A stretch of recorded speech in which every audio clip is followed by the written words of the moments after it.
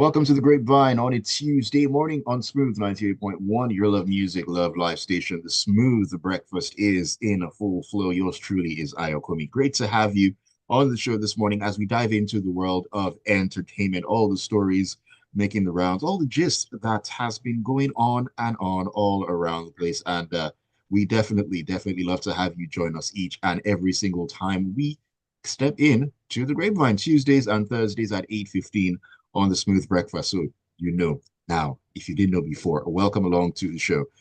You can always be a part of the conversation by sending your messages into us on WhatsApp. Keep up with us. Number is 0809-444-0981. We're also streaming on YouTube. Yes, we are live at Smooth 981 FM Lagos. Smooth 981 FM Lagos. You can leave your comments in the chat box there. And of course, I'll take them alongside the WhatsApp messages as we kick things along. Joining me this morning at the moment with me on the show, Oris in the building. Oris, good morning to you. Good morning, Ayo. Good morning to our listeners, wherever they might be. And yes, and in that case, of course, good afternoon and good evening, depending on your time zone. Yes, indeed, depending on your time zone. That is very key because, we are global. You can listen to us, anywhere across the world, even though some might say, but don't worry. Things are being worked on in the background. Irabor should be joining us in a little bit. I guess I'm thinking maybe he has issues with his connection, but he'll join us soon enough. But before he actually does, let's jump into the nitty-gritty of the conversation this morning. A couple of things to actually talk about, and I would like to begin talking about Rema. Yes, indeed, because he has joined a group of artists to headline the Madison Square Garden, a landmark concert where he dazzled fans with a collection of his hit singles. Um, at the concert, importantly, he also paid tribute to Maven Records CEO, that's Don Jazzy, whose contributions to his career he described as invaluable. And another high point of the concert was, when he performed off his off his sophomore album, that's He Is, that song, that hair song. Now, there was something that he said in that particular performance where he shared the sentiment with the lines that there's no longer a big three, there's now a big four, which he also repeated at the concert backstage. We talk about the big three a lot, Wizkid, Burna Boy, Davido. I think, looking at what Rema has done recently in Nigerian music scene, it is safe to say that maybe there is a top four. But is there a possibility that, he could step up from that top four into the actual top three pretty soon? You're trying to instigate a war. I'm only asking questions. I mean, come on, man. Yes. You're asking instigating questions. Yeah, yes. The issue here is not Rema, it is Ayokunmi Kikere. Ayokun. Yes, because yes, I'm sure that fans of the reigning big three will not be pleased to even consider that somebody is going to displace their faith from the traditional big three we've had for like, I think those guys have actually reigned for like a decade, honestly. I don't think Yeah. anybody has successfully pushed either one of them away from the spot since all three of them like arrived there. There was Tiwa at some point. There's been Olamide, but I feel like speaking internationally and locally, it's been Burna Boy, Davido, and Wizkid for about 10 years or more. Anyway, is there a possibility of him getting into the actual big three, not even big four? Frankly, if you think about the achievements over the past 3 to 4 years, I suspect that Rema probably has a bigger claim or bigger stake to one of those spots than the person who I think is at the bottom of the big three for now. Do you know who that person is? Come again? I said that if you consider the past 3 to 4 years, Yeah. Rema probably can displace the person who is at the bottom of the big three for now. Do you know who that person is? I don't want to answer Ayo, this do you know the question. person? I don't want to. I don't want to. Now you are asking instigating questions. At least my own is locally instigating between me and you. You are asking the one that will cause Nigeria to collapse. Anyway, anyway, let me answer the question. Just since you are running scared, Ayo. Um, I think that for a few years now, Davido has been at the bottom of the big three. Because of course he hasn't quite had like a solid crossover song in the way that the other members of the big three have. Mm, Rema actually has. In fact, you can say that Rema's Calm Down has been bigger internationally than indeed. some of these other guys' songs. If you're going to take it on the level of who has the most international clout, which by the way seems to be where everybody is heading towards. I think if 2 years ago during the headies, I was in Atlanta and I had a conversation with a Nigerian rapper who was telling me that, look, everybody now in the industry, they are comparing themselves by what they've been able to accomplish abroad. So Mm, I think he was saying specifically that you need to be able to say, oh, you have performed at the O2, you understand, to get into right. certain conversations. You understand? So when that is a thing, you can't understand that most of them are like, okay, we've done enough locally. What exactly the measurement now is who has succeeded the most abroad. When that is like a measure of success for an industry, of course, people who are being patriotic will say, oh, that is not a great thing to do. But fact of the matter is, there's more money there. So True. invariably, people are going to want to, compete on that level. So yeah, if you compare it like that, honestly, Rema is part of the big three, and Davido is now the one who has to shift a little bit to the big four. But luckily for Davido, of course, he has like 10 years ahead or something. So what that means is that there's all of these people who have loved him for longer than Rema has been in the industry. So that matters in these discussions. But in terms of like the hot artists, honestly, I don't think any of them, Rema is probably the hottest artist for like a couple years now. And so this Madison Square Garden is, of course, is another tick on his CV, which is why he has the he has the temerity to say, you know what, people who should say, hey, Big Four. In my head, I suspect that in his house or in his studio, where Rema is discussing these things, he's not calling himself Big Four. He's probably he's Big giving himself a one. higher figure. He's like, I'm just giving himself a higher figure, but he understands that if he says these things publicly, there might be too much wahala. So he just say, you know what, let me just add myself and let me choke myself somewhere and say, hey, Big Four. But I suspect that in his house and in his heart, he feels like, there's a chance that I probably belong higher. I think the interview he did with, it was either Billboard or Rolling Stone, he kind of alluded to the fact that why are people angry with him about what he said? He did not even dismiss anybody. He simply said that there's space for him to occupy on at the top.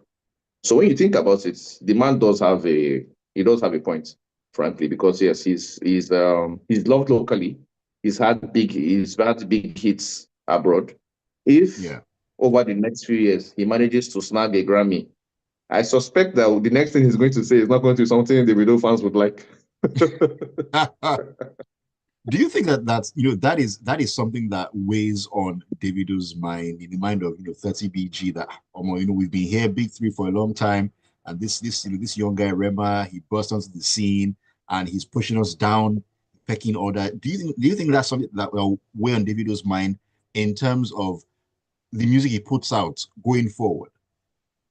No, I will have to assume. I think anyway, pop music, as with a lot of endeavors in life, is quite competitive, especially when it's men who are involved. I think it's a competitive field. But I like to think, I might not be right, that Davido doesn't have Rema at the back of his mind or anything. I don't think he's thinking about his position on the pecking order and saying, hey, Rema is going to come and take my spot. I Mm, think what is probably more cogent is Davido understands that his peers are Wizkid and Brother. what's his name? And Burna Boy. And as he said in one of those interviews, I think the three of them understand that there are other people who are doing important things for the culture or for the music business over the past few years. So it's no longer about the three of them. But I think that he would always think of himself as being in competition with those other two guys. Unfortunately, um, those other two guys, even if one of them has a scam Grammy, the two of them have the Grammy. So what I believe is on Davido's mind is not Rema. It is actually that Grammy because it looks like the only thing that the other boys have that he He doesn't quite have doesn't. yet. Yes. So, and there's one of my favorite novelists who is late now. His name is Martin.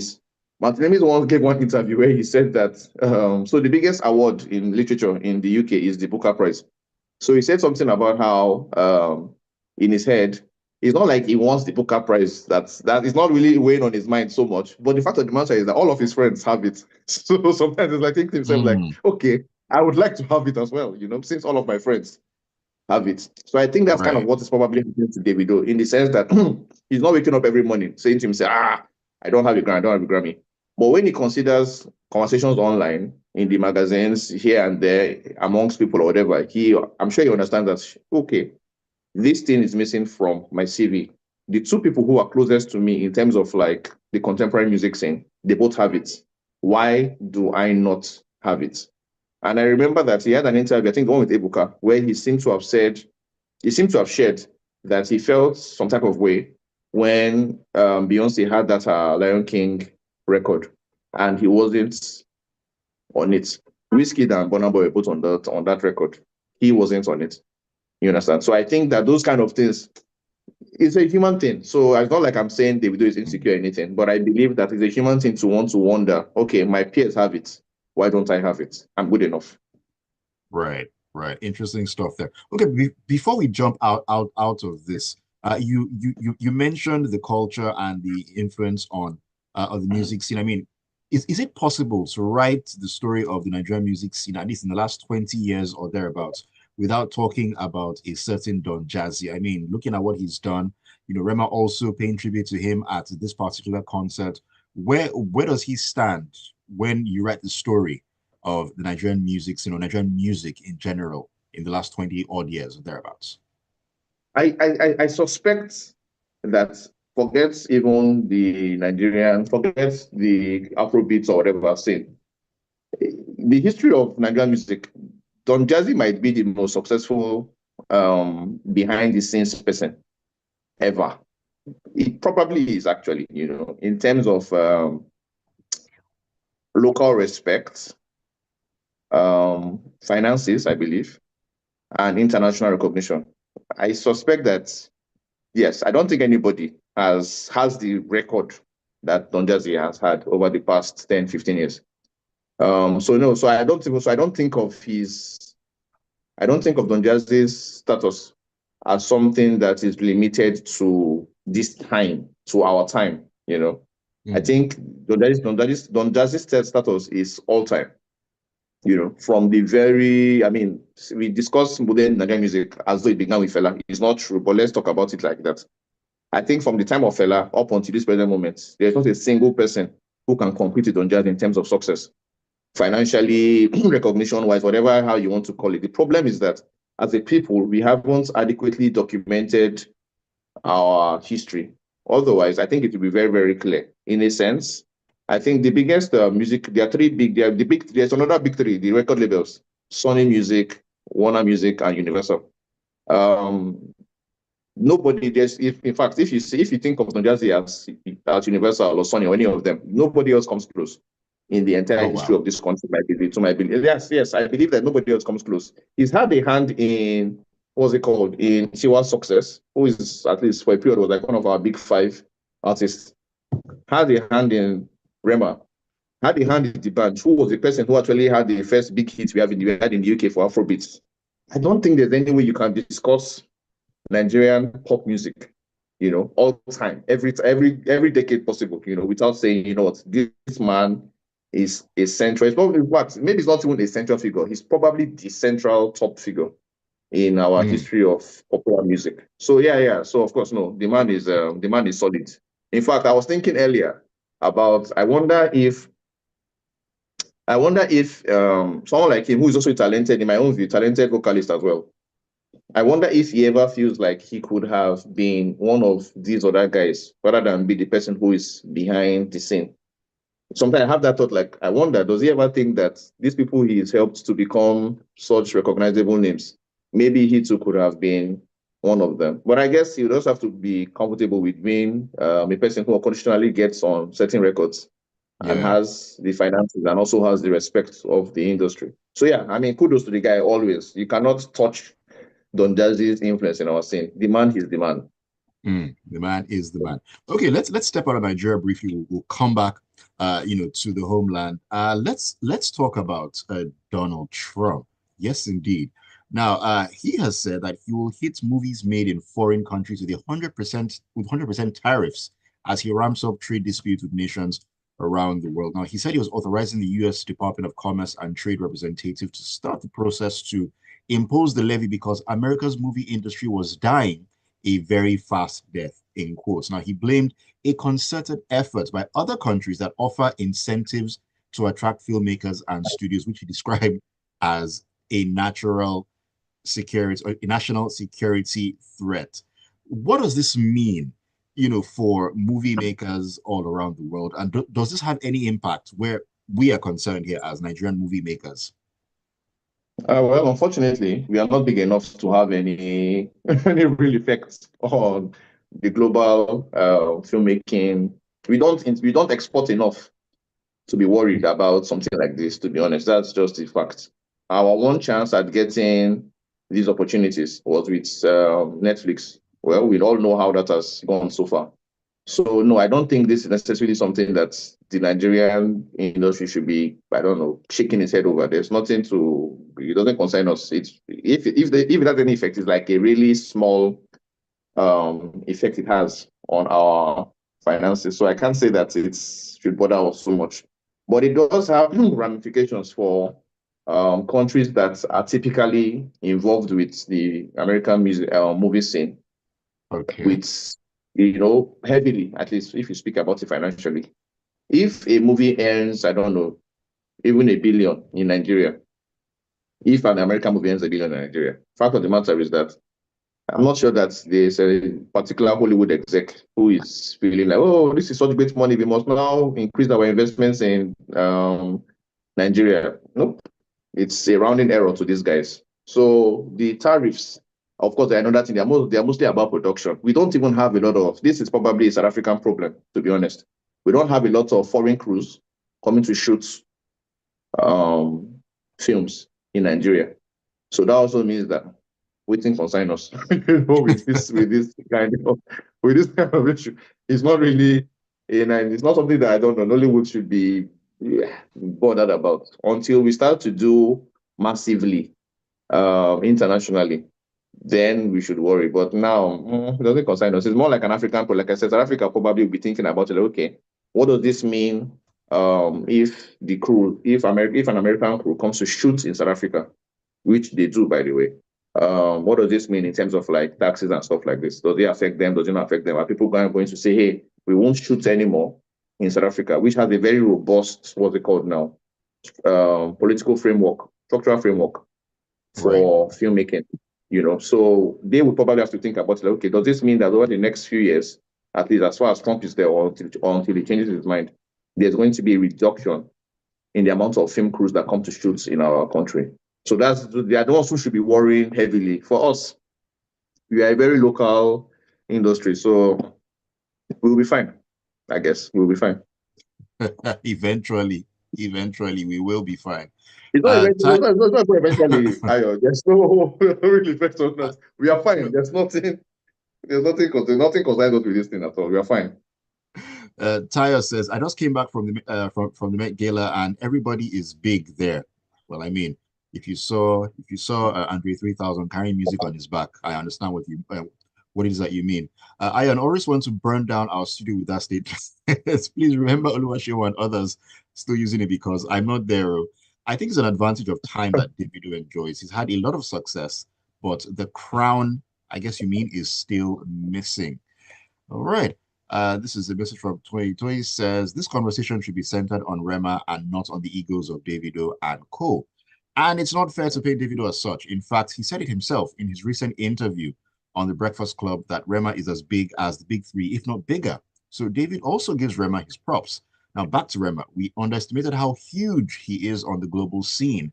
In India, for example, he can't walk the streets. His streaming numbers are heavily driven by India, not to talk of elsewhere in the world.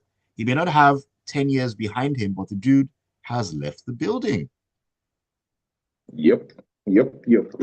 Indeed, that's a very good point. Honestly, it seems unlikely. I don't think that there is Rema.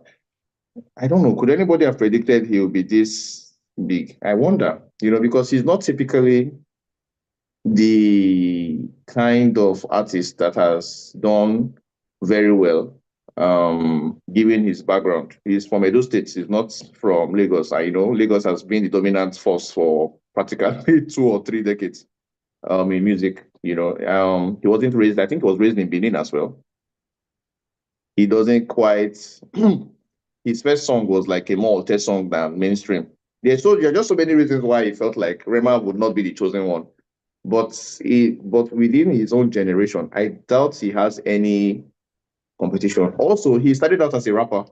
And as we know, it seems like rappers have a certain peak in Nigeria. They don't go past a certain level, but he's been able to like incorporate pop music. Or I don't know I'm not sure whether he puts pop music into rap or he puts rap into pop music. I don't know whichever one is done. But whatever he made it work. Exactly. Yeah, whatever it is that he's done, especially I think with the hands of the guys at Maven, has especially made it possible for him to be king, so to speak. Because we are talking about him being part of a group that showed up 10 years before he did, and we are not talking about anybody else in his own generation being close to what he is, I think the only person probably is his fellow label mate, Irastar, but she, of course, hasn't quite had a big crossover hit, which of course means that, okay, maybe, just maybe, she isn't she's not on that level yet. Yeah. I'm glad you put yet, because we know how quickly things can actually change. Of course. Although you have to remember that historically, our pop scene hasn't been very favorable to women. Why is that, though? I mean, we have so many amazing women out there doing music, but why is that the case? Oh, I mean, you can come up with whatever theories. I don't know. Or maybe I don't know. I don't know if there's a politically correct way of expressing why it's the case. I think the labels are not considering women enough, I think. I don't know, I'd rather not think too much as to why that's the case. But think about it. I think in 10 years or 15 years, the only person who you could say truly rivaled any of the guys is Tiwa Savage. You can say that. Yes, you can say the one, yeah, because of course our other artists, Niniola, Simi, the rest of them, frankly, have never really troubled the very, very upper reaches of our pop music space. They haven't actually, Tiwa is the only one who showed up. Now there's Irastar. Maybe Irastar's success as well. Hopefully becomes bigger. You said? Thames as well.